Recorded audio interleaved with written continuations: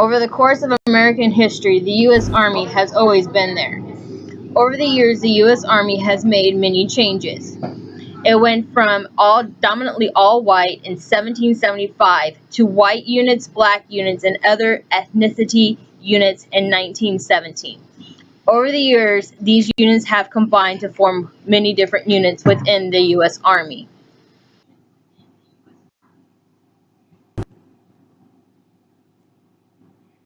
Today, the U.S. Army defines diversity as the different attributes, experience, and backgrounds of our soldiers, civilians, and family members that further enhance our global capabilities. The mission of the U.S. Army is to develop a strategy that contributes to the mission of readiness while supporting the Army as a national leader in diversity. The vision of the U.S. Army Visions of the U.S. Army in diversity wants it to embrace the strength of all the people in any environment and their background.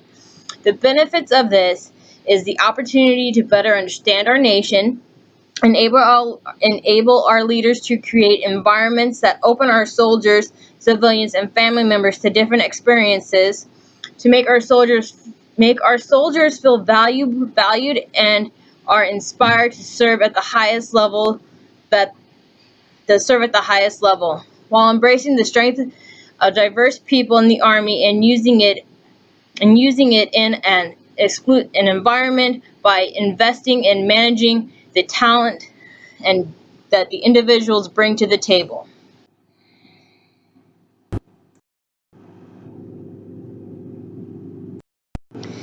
Since the American Revolution, the U.S. Army has faced diversity.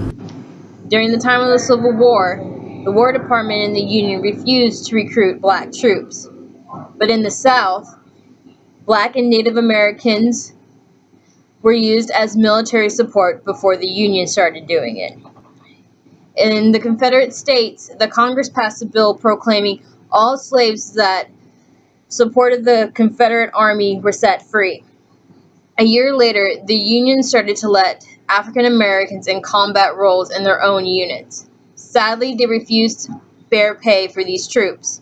They only received $7 a month, no matter the rank. The U.S. Colored Troops 1st Regiment helped capture Fort Fisher on January 15, 1865. As the last move of the desperation of the Confederate Army, decided to use slaves as soldiers.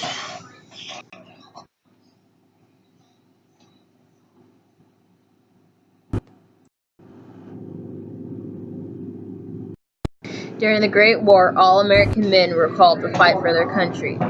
This including a large number of immigrants and other ethnic minorities. These men were put into integrated units. This meaning all whites were kept together, African Americans were kept together, and so forth. Native Americans would also be fully integrated into the military during this war. The Native Americans were used as code talkers just like in the Second World War. The Indians fought though to keep their units separate to help create a cult of warriors. But at this time, the U.S. Department had a policy of generalizing anti-immigrant statement in the service, meaning they really didn't want immigrants to fight because they really didn't know what side they would fall on. Would they betray them? Would they keep supporting the U.S. and so forth?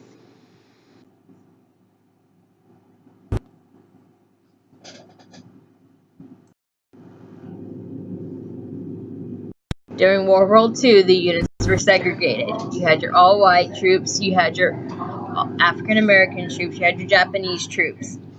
The African-American troops were sent on some of the most dangerous missions. One movie that shows this is the Tusken Airmen. These men were sent on dangerous air flights. Most of the other pilots in the Army Air Corps did not trust them.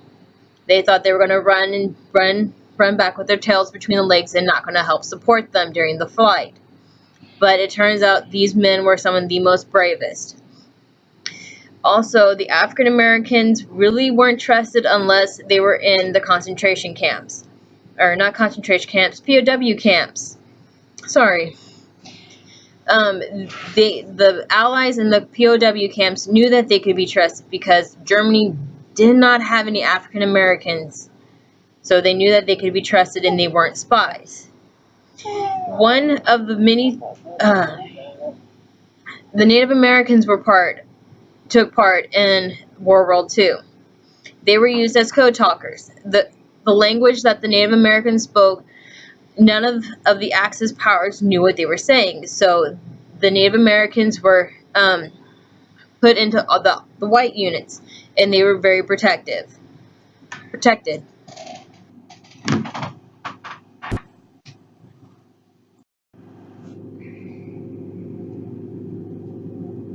1947, things started to change. Philip Randolph and Grant Reynolds, along with other prominent black civil rights leaders, supported the Committee Against Jim Crow in the military service and training. People in the Army started to see that segregation was not right. They saw that it put a damper on their readiness and combat efficiency. People, people in the Army also saw that race and color did not define a good soldier.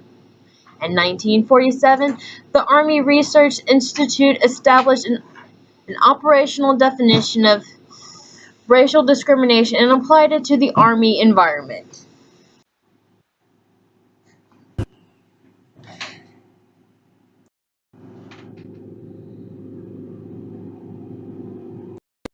Diversity is a major strength of the U.S. Army. Because of the diversity, we have many talents that make up the best Army in the world. With the Army to continue to strengthen in the knowledge and understanding of diversity within the Army, it will only make us stronger and have a better understanding of culture in the U.S. and abroad.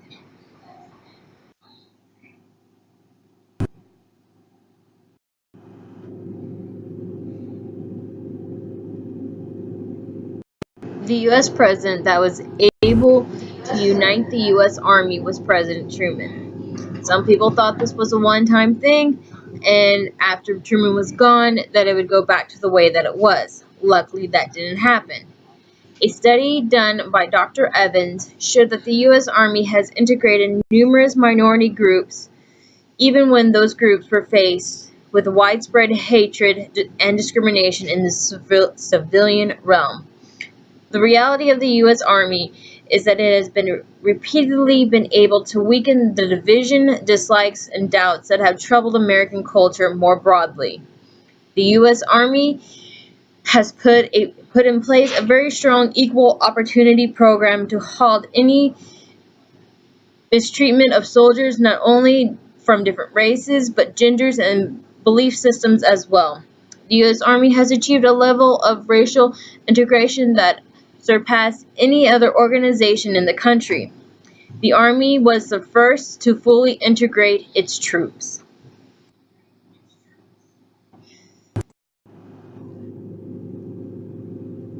Over the years, the U.S. Army has made many changes. It started out dominantly white in the American Revolution. During the Civil War, it started out dominantly white. But as the fighting went on, they needed more men, so they allowed African Americans to join.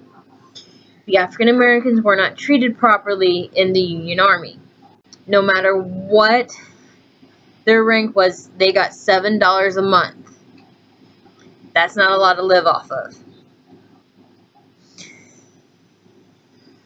As World War I came along, African Americans at the beginning were not allowed to fight along with many other immigrants. But as the fighting went on, these men fought for the right to fight for their country. The same thing happened in World War II. And most of these men, the African Americans, Native Americans, Japanese Americans, all got most of the dangerous assignments, leaving the Anglos, the whites, this kind of more along the lines of a little more safer. But as time went on after World War II, they noticed that segregation wasn't right. It put a damper on their combat readiness, and everything. They also noticed that to make a good soldier, it didn't matter your religious belief, your race, or your color. They figured a good soldier is a good soldier no matter what. In all, with Truman combining the troops, stop segregation in the military, things got better. They noticed that with the diversity of the men, they were able to make the army stronger. They were able to draw from different backgrounds to understand different situations. So in all, diversity has helped make the U.S. Army stronger and better. The U.S.